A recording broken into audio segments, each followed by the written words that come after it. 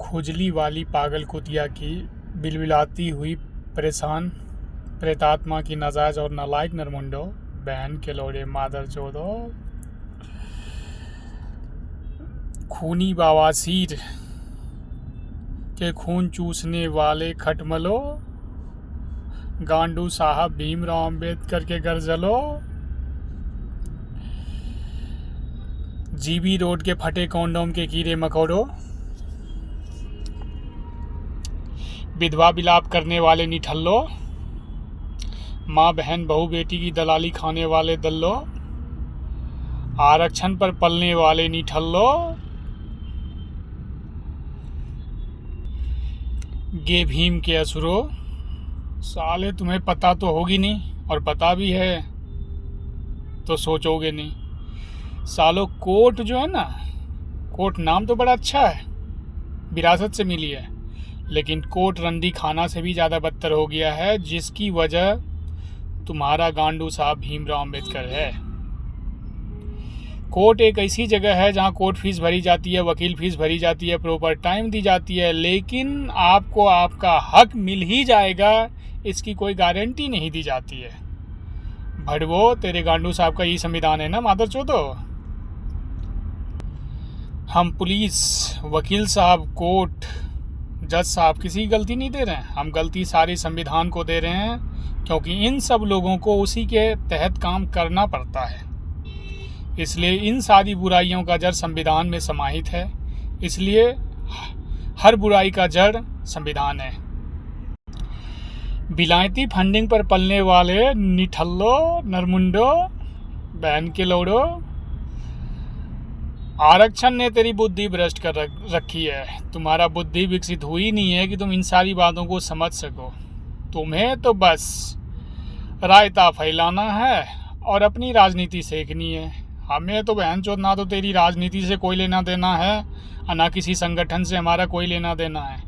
चूँकि बात भारत के भविष्य की है तो बहन के लोड़े हम तो किसी को छोड़ेंगे नहीं, क्योंकि देश है तभी तुम सब हो। अगर देश ही नहीं तो तुम सब रहो या ना रहो, क्या फ़र्क पड़ना। आरक्षण के नाजायज निशानियों, तुम्हें अपना अपमान दिख रहा है और हमें भारत का नुकसान दिख रहा है। किस दिशा में जा रहा है? हमारी मान मर्यादा सम्मान चली गई, आचार व्यवहार संस्कार चला गया, तमीज़ और तहजीब चली गई। बहन के लोड़ो, कभी इस पर विचार कर तो पाओगे नहीं, क्योंकि तुम तो हो ही आरक्षण के पैदाइशो। हमारे गरीब मजदूर और मजबूर लोग आस लेकर कोर्ट जाते हैं और निराश होकर ज़िंदगी ख़त्म कर लेते हैं मादर चोदो। कभी उनको हक नहीं मिल पाता है। भड़वो, कभी इस पर तो विचार किए होते। और हाँ, हे हिंदवासियों, पवित्र आत्माओं की अनंत गहराइयों से मैं आपका निवेदन, नमन और अभिनंदन करता हूँ। और बस इतना ही बात रखना चाहता हूँ। कहते हैं जीवन परिपूर्ण उसी का होता है जिसके जीवन में सुख और दुख दोनों का मिलन होता है। इसलिए वक्त बुरा हो तो मजबूर नहीं, मजबूत बनिए और अपने साधन का इस्तेमाल करके सही दिशा में आगे बढ़िए। और हाँ, वक्त अच्छा हो तो शुक्र कीजिए और वक्त बुरा हो तो सब्र कीजिए, क्योंकि कहते हैं कर्मों का फल और समस्या का हल देर से मिले पर मिलता ज़रूर है।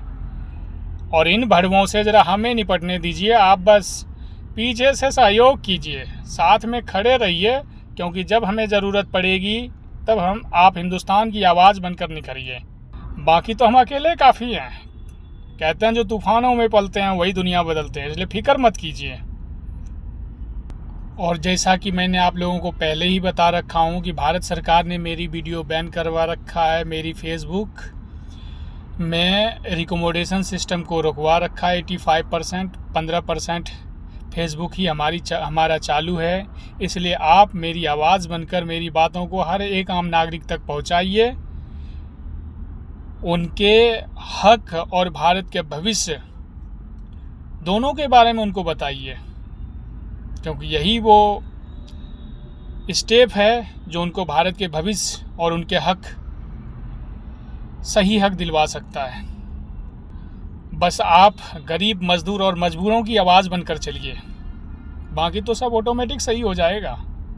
वेट एंड वॉच कीजिए, परिणाम आपको अपने आप दिख जाएगा। और पवित्र आत्माओं की अनंत गहराइयों से आप लोगों को तहे दिल से नमन, निवेदन, अभिनंदन और साथ में धन्यवाद है।